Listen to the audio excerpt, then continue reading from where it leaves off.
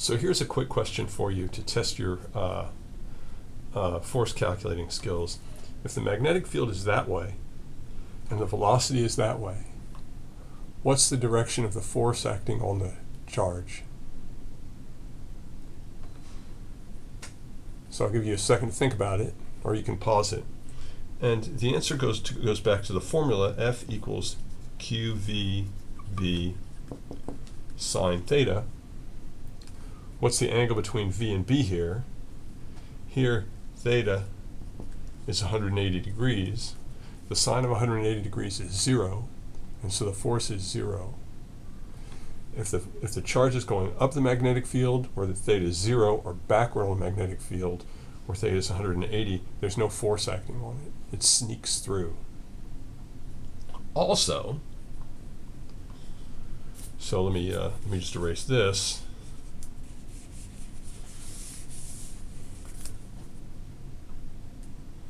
If that's my charge and it's at rest, what's the force due to the magnetic field on it?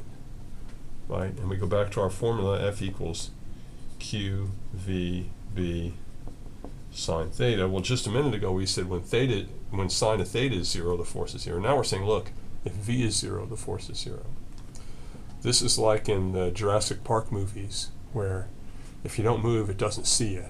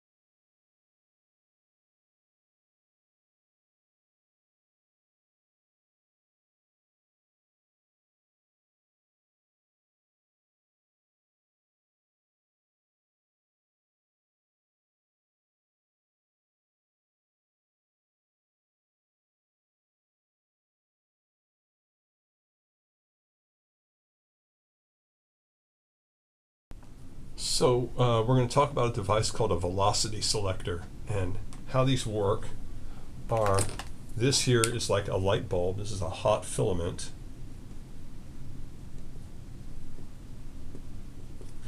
Just here, so I've got, this is supposed to be a light bulb, and there's a hole in the light bulb. You get a filament really hot. We did this kind of with that experiment we did with the charge to mass ratio in our last lab. But you get this filament really hot, and you can produce ions. We're going to pretend the ions are positive. It doesn't really matter. Often they're electrons, but they don't have to be. And so we're going to spew these ions into here. And because of the way this thing is just hot, they just come out with kind of random velocities. Some are going really fast, some are going slower. The ones that leave are the ones that got hot enough to get enough energy to get off the filament. And so there's a range of velocities, and what we want to do is select a specific velocity. And this is a tool for doing that called a velocity selector. And so what we do here is we put an electric field in that points from the bottom to the top. Since these charges are positive, if you remember the force due to an electric field, the force is equal to Q times the electric field. And so the direction of the force on a positive charge going through here would be up. It would be repelled by the bottom. And so normally what we would see here is charges that came in here would be curved up toward the top plate. They would be repelled by the bottom plate, and they would hit the top plate. And so what we do then is, to get them to straighten out, is we put a magnetic field in, and I'll just represent it with dots.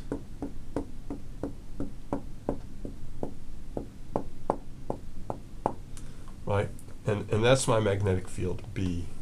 Right? And if you'll notice, B, I'll have to do it this way. If I use the right-hand rule on B, I put my hand in the direction of velocity, curl my fingers towards the magnetic field, which is coming out. Oops, sorry. The force is downward on a positive charge. And so there's an FB that's going this way.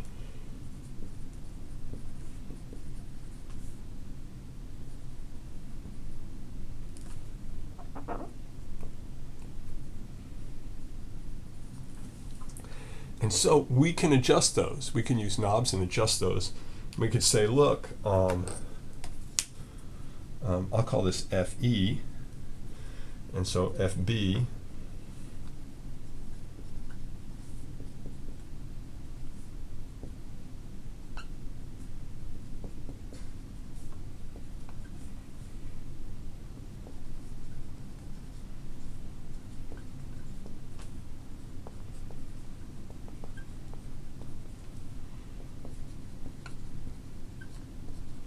the charge goes straight through. And so in order for that to happen, I'm going to have to erase some of this stuff. I guess I'll just erase right here, maybe.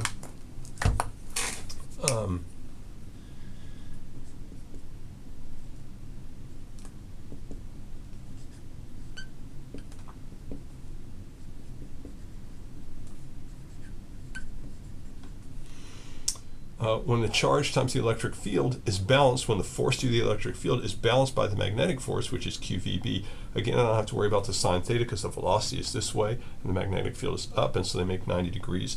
And so that means when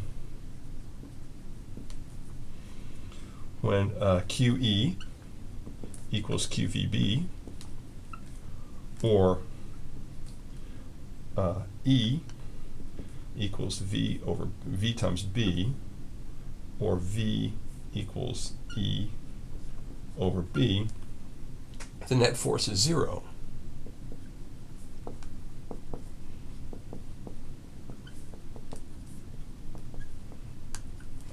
If you just look at this equation, you can say, well, the charge on the force on any charge due to the electric field is just Q times E.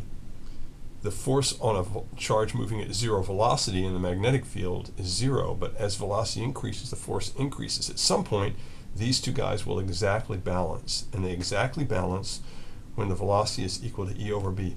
So if I have knobs that allow me to adjust my electric and magnetic field, I can select the velocity by making sure that E over B gives me, the ratio of E to B gives me the velocity that I want. So here's another problem. Singly ionized potassium 40. So that's the atomic mass, that 40.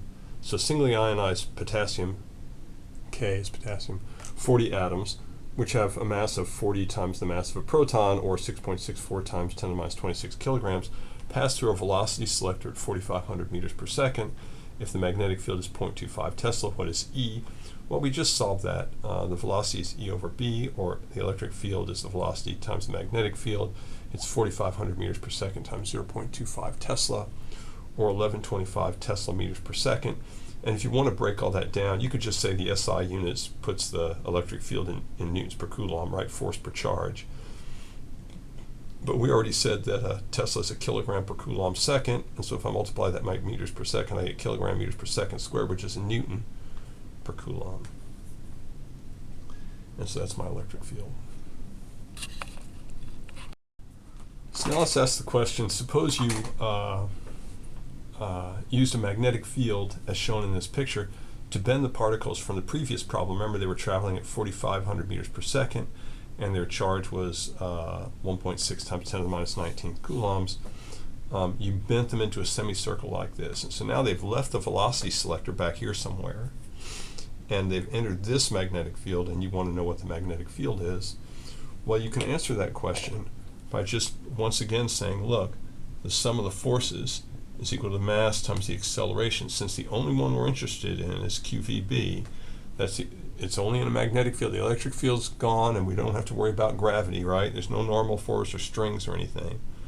And that's equal to mv squared over r. Hopefully you're seeing this formula a lot now, right? I can cancel one of the v's, and I can say, look, the magnetic field for this to happen is equal to mv over qr, right? And so that's, if you remember the mass from the previous part, it was 6.64 times 10 to the minus 26 kilograms. And this is 4,500 meters per second. And the charge is 1.6 times 10 to the minus 19th coulombs. And the radius was 0.125 meters. Right, that's what they asked for. That's what this number is up here. And if I evaluate all that,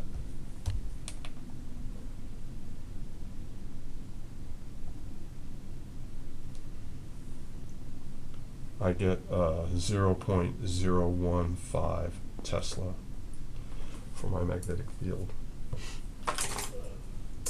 Let me just briefly draw your attention to this equation right here. So we just did the sum of the forces like we've always done, and we said, well, what are those forces? The only one I have is QVB, and since it's moving in a circle, I get mv squared over r, and so I get some variant of this formula. I can solve it for anything, right?